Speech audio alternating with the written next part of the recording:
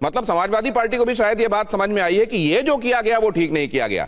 उसके अतिरिक्त क्या समाजवादी पार्टी की तरफ से चढ़ावा चोरी को लेकर जो जवाब मांगा जा रहा था, आपकी निगाह में वो सही है, उसका जवाब मिलना चाहिए? बिल्कुल सही है, और जवाब ये रहा, मैं अभी देकर जाता हूं। सुप्रीम कोर्ट ने कहा है कि हमारी ऑब्जर्वेशन में जांच है, हम इस बात को इंश्योर करेंगे कि इसमें कोई भी पॉलिटिकल अफेयर ना रहे, जांच पूरे तरीके से होगी, और अगर इसमें सीबीआई की आवश्यकता पड़ेगी तो वो भी होगी। 8 लोग गिरफ्तार हैं, उनसे 12 एसआईटी जांच कर रही है, मामला सुप्रीम कोर्ट के पास है। लेकिन 10 सेकंड, जो मलाइन इंटेंशन है इसके पीछे वो बहुत इंपॉर्टेंट है। मैं सिर्फ कहना चाहता हूं, कभी तो कह देते हो कि मर्यादा पुरुषोत्तम भगवान श्री राम कब्जेदारी हैं, रामगोपाल यादव, कभी कह देते हो हम बाबरी मस्जिद बनाएंगे, नरसिंह राव देश के नाम संदेश प्रधानमंत्री होते हुए कार सेवकों पर गोलियां चलवा देते हो, फिर एक पप्पू यादव जैसे व्यक्ति को जो है संत बनाकर जो है उसमें अपमानित करा देते हो, फिर अपने आप ही खुद को डिस्टेंस कर लेते हो, फिर अपने आप ही अगर कोई पूछने, तो एक बड़ा ट्रैक रिकॉर्ड है जिससे यह प्रमाणित होता है। ठीक है शिवम, आप ये कहना चाह रहे हैं कि ये एक बड़ा ट्रैक रिकॉर्ड है, और बयानों को और इतिहास को देख लें तो आपको ये समझ में आ जाएगा इंटेंशन किसका कैसा है।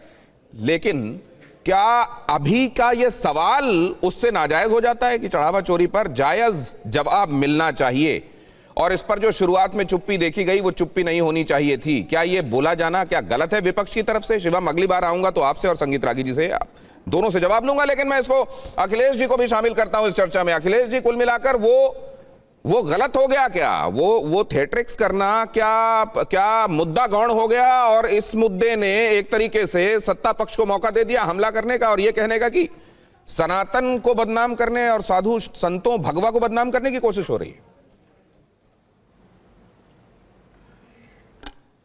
देखिए दिनेश जी, सभी इस देश के, पूरे दुनिया के सनातनियों को यह पता है कि गजनी से ज़्यादा मंदिरों को लूटने वाली बीजेपी और औरंगजेब से ज़्यादा मंदिरों को तोड़ने वाले मोदी और योगी की सरकार है। ये ऑन रिकॉर्ड है।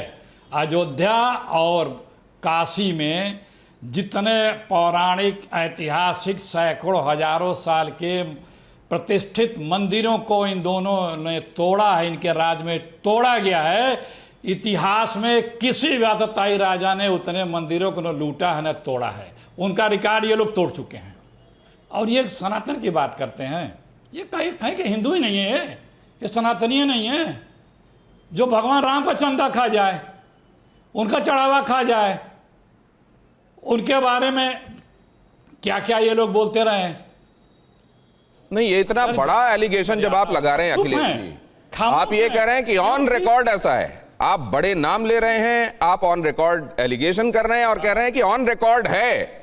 अगर ये ऑन रिकॉर्ड है तो रिकॉर्ड किस रिकॉर्ड का आप उदाहरण दे रहे हैं? और दूसरा, अगर ये ऑन रिकॉर्ड है तो आपने कभी इस मुद्दे को लेकर और इस रिकॉर्ड को लेकर थाना, अदालत, कचहरी का मन बनाया नहीं?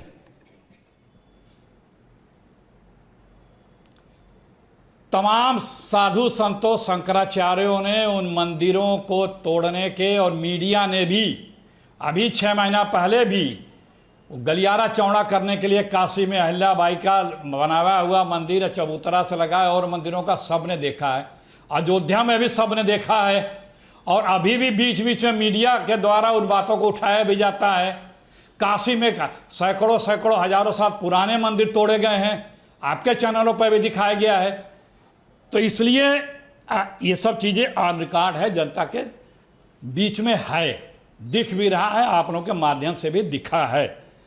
महत्वपूर्ण विषय ये है कि पहले तो इन लोगों ने शिला पूजन के 1400 करोड़ रुपए चोरी कर लिए, वो स्पष्ट आरोप है, उस पर कोर्ट भी लोग गए थे। उसके बाद जब तक कोई न केस लड़े राम मंदिर के लिए, न मुकदमे में गए, न पैरोकार बने, किसी भी तरह से पार्टी नहीं थे, बन जाने के बाद भी खामोश रहे। जब सुप्रीम कोर्ट का फैसला आ गया शंकराचार्य साधु संतों के साक्ष्य गवाह पे, उसके बाद ये लोग कूद पड़े और बन गए ट्रस्टी, और पहले दिन से जमीन का घोटाला करने लगे। खूब घोटाला हुआ, आप लोगों ने भी सब दिखाया, ऑन रिकॉर्ड वो घोटाले भी हैं, तमाम एजेंसियों ने भी, मीडिया ने भी उसको कवर किया, दिखाया ही। अभी भी चोरी होता रहा, कुछ नहीं बताया गया, छुपाया गया, बात लीक होती गई, अंत में एसआईटी बनानी पड़ी। एसआईटी के जो 9 पन्ने की रिपोर्ट है उसी में देख लीजिए क्या क्या वो स्वीकारोक्ति करती